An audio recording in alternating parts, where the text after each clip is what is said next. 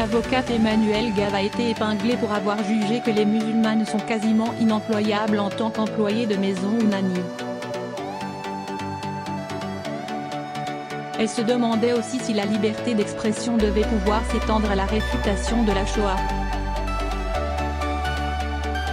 Debout la France, le mouvement de Nicolas Dupont-Aignan a indiqué mercredi soir qu'il ne confirmait pas la candidature aux élections européennes de l'avocate Emmanuelle Gave, qui devait figurer en position éligible sur sa liste. Une décision qui intervient après une controverse autour de messages postés sur les réseaux sociaux l'été dernier.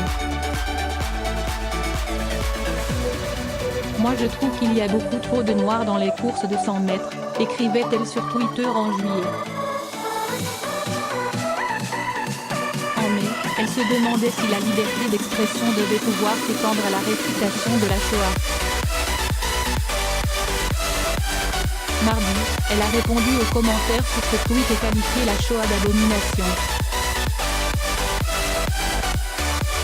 Dans un autre message publié sur son compte Facebook, elle a aussi écrit que les musulmanes sont quasiment inemployables en tant qu'employés de maison ou nannies.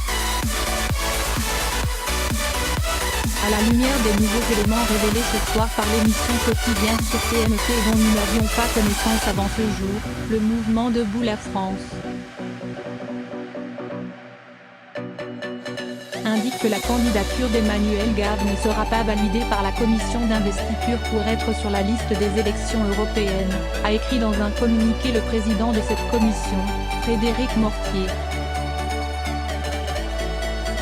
Tribune de soutien à Génération Identitaire. Fille du financier Charles Gave, qui doit fortement contribuer à la campagne de Nicolas Dupont-Aignan, Emmanuelle Gave était attendue en position éligible sur la liste que présentera le parti aux élections européennes de mai prochain.